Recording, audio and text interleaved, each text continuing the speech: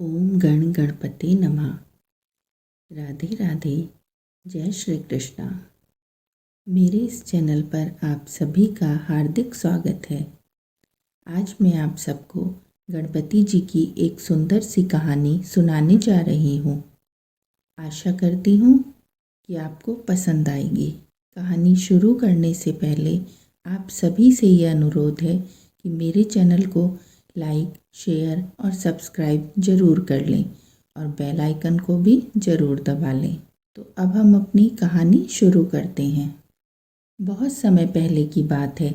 एक साहूकार था। उस साहूकार के 4 बेटे थे और एक बेटी थी। साहूकार के सभी बेटे तो बड़े थे, बेटी काफ़ी छोटी थी। उसके बेटों की शादियां हो चुकी थी। घर में 4 बहुएं आ गई थी।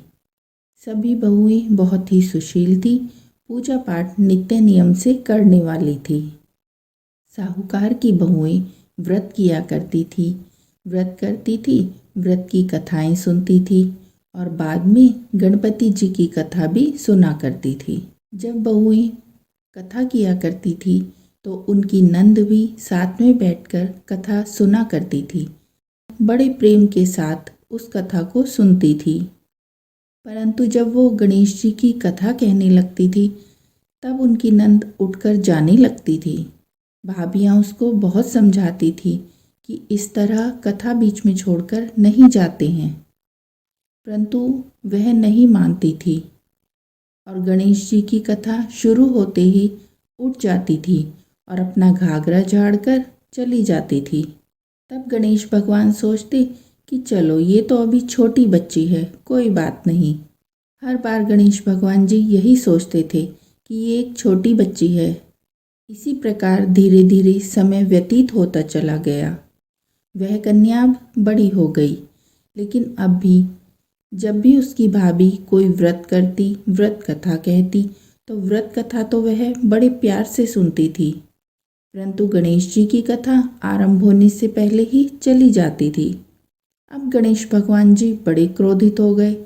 उन्होंने सोचा कि इस बच्ची को तो शिक्षा देनी ही पड़ेगी। तब गणेश भगवान जी ने उसे शिक्षा देने के लिए एक भंवरे का रूप बनाया और रात को जब वो कन्या सो रही थी तब आधी रात को उसके कान के पास से गए और बोले कि भौं भौं मैं भंवरा हूँ और साहूकार की बेटी को कलंक लगाने आया हूँ। यह सुनकर वह जाग जाती है और देखती है कि एक भंवरा जा रहा है। वह बहुत दुखी हो जाती है। वह सोचने लगती है कि ये भंवरा कौन है, कोई राक्षस है, कोई प्रेत है, कौन है ये जो इस तरह बोलकर गया है। वह पूरी रात सो नहीं पाती है। सुबह उठती है लेकिन अपने परिवार वालों से कुछ नहीं कहती है। पूरा दिन ऐसे ही परेशान रहती है। फिर वह रात में दोबारा उसी भंवरे को देखती है। भंवरा फिर आता है आधी रात को और फिर उससे वही बात कहकर चला जाता है। इस प्रकार करते करते कई रातें बीत जाती हैं। आधी रात को गणेश भगवान भंवरे का रूप बनाकर जाते हैं और उसको कहते हैं कि भौं भौं मैं भंवरा हूँ, साहूकार की बेटी को कलंक लगाने आया हूँ। वह बहुत दुखी रहने लगी। उसने खाना पीना भी छोड़ दिया, कमज़ोर होने लगी। तब एक दिन उसकी माँ ने उससे पूछा कि बता बेटी, क्या बात है? काफ़ी दिन हो गए हम देख रहे हैं कि तू बहुत परेशान रहती है, सही से खाना वगैरह भी नहीं खाती है। तुझे जो भी चिंता है तू हमें बता। उसके भाइयों ने भी पूछा कि बता बहन, क्या बात है? जब सब उससे बार बार पूछते रहे तब उसने सारी बात अपने घर वालों को बता दी। उसने बताया कि किस प्रकार आधी रात को एक भंवरा आता है और उसके कान में कहकर चला जाता है। तब उसके बड़े भाई ने कहा कि कोई बात नहीं, तू चिंता मत कर, आज रात मैं तेरे साथ सोऊंगा और जब वो भंवरा आएगा तब मैं उसे पकड़ लूँगा। रात हुई, भाई अपनी बहन के कमरे में सो गया। सोना क्या था, वो तो जागा हुआ था क्योंकि उसे तो भंवरे को पकड़ना था। वह इंतजार करता रहा। इंतज़ार करते करते कब उसकी आंख लग गई उसे पता ही नहीं चला। आधी रात हुई, फिर भंवरा आया और फिर इसी तरह बेटी के कान में कहकर चला गया। अगले दिन सुबह हुई, तब माँ ने पूछा कि बेटा रात को भंवरे को पकड़ लिया? तब वह कहने लगा कि मामा, मुझे तो पता नहीं रात में कब मेरी आंख लग गई और मैं तो सो गया था।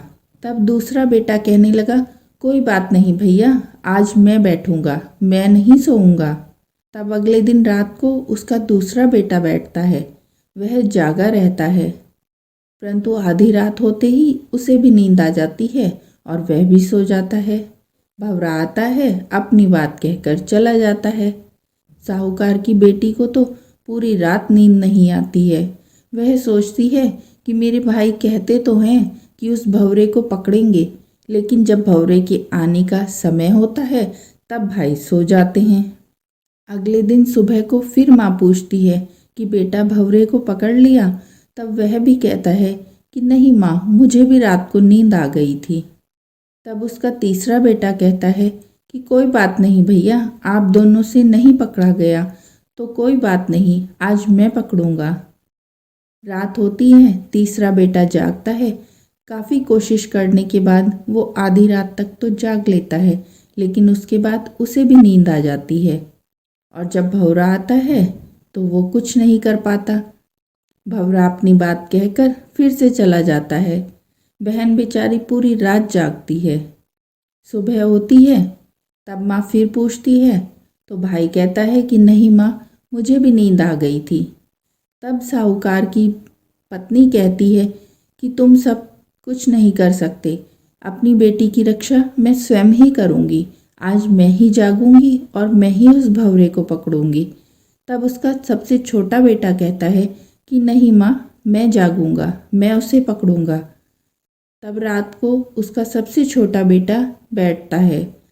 जब उसे नींद आने लगती है तो वो गणेश भगवान की पूजा करने लगता है। उसका नाम भी गणेशा था और वो गणेश भगवान का भक्त भी था। जागने के लिए वो गणेश जी के नाम का जाप करने लगता है। गणेश भगवान का जाप करते करते आधी रात हो जाती है।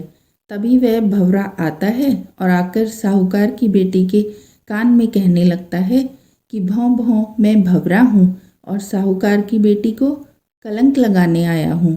तब भाई ये आवाज़ सुन लेता है और उस भंवरे के पीछे जाने लगता है। भंवरे को पकड़ने के लिए वो भंवरे के पीछे पीछे जाता है। भंवरा कभी इधर कभी उधर भागता है और साहूकार का बेटा वो भी भंवरे के पीछे पीछे भागता है। वो अपने साथ एक डिबिया ले के जाता है कि इस डिबिया में मैं उस भंवरे को बंद कर लूँगा। तब गणेश भगवान सोचते हैं कि मैंने तो इस कन्या को शिक्षा देने के लिए ही ये भंवरे का रूप लिया था और ये लड़का है भी मेरा ही भक्त, तो क्यों ना मैं इसकी डिबिया में बंद ही हो जाऊं। भगवान गणेश रुक जाते हैं और गणेशा अपनी डिबिया में उस भंवरे को बंद कर लेता है और ले जाकर अपने तकिए के नीचे रखकर सो जाता है। सुबह उठता है, तब माँ उससे पूछती है कि क्या तुम भी रात को सो गए थे? तब वह कहता है कि नहीं माँ, मैं नहीं सोया था और जब भंवरा आया था तो मैंने उसको इस डिबिया में बंद कर लिया था। तब सभी लोग बड़े प्रसन्न होते हैं। माँ कहती है कि ला खोल दिखा इसको। तब वह कहता है माँ, ये भंवरा है, उड़ जाएगा, इसलिए सब लोग इकट्ठे हो जाइए और मैं बीच में ही इसको खोलूँगा। सभी भाई बहन सब इकट्ठे हो जाते हैं। तब वह धीरे से उस डिबिया को खोलता है। उसमें भंवरे के रूप में गणपति जी बैठे होते हैं। तब माँ उससे पूछती है कि तुम कौन हो, भंवरे के रूप में जो इस डिबिया में बंद हो? क्या तुम कोई भूत प्रेत हो या तुम कोई राक्षस हो मायावी? बताओ हमें, तुम कौन हो और क्यों हमारी बेटी को परेशान कर रहे हो? गणेशा भगवान जी की स्मृति करता है। भगवान गणेश का नाम लेकर कहता है कि तुम बताओ तुम कौन हो। मैं गणेश भगवान जी का भक्त हूँ और मैं गणेश भगवान जी से प्रार्थना करूँगा, अगर तुम हमें अपना सच बता दोगे तो गणेश भगवान जी तुम्हें क्षमा कर देंगे।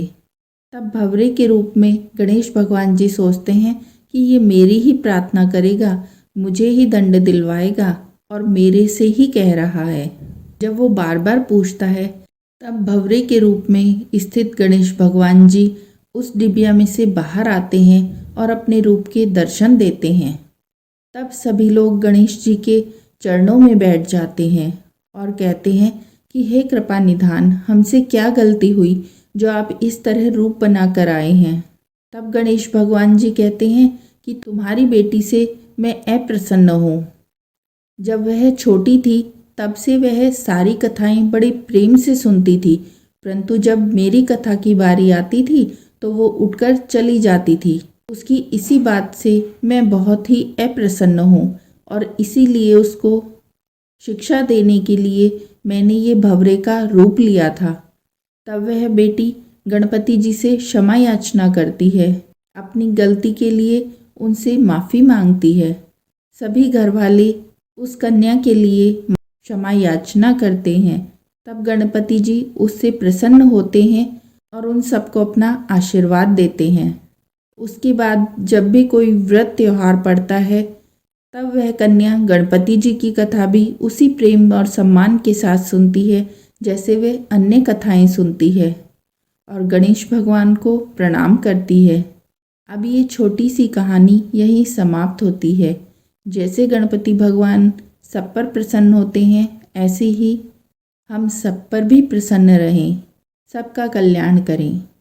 ओम गण गणपते नमः।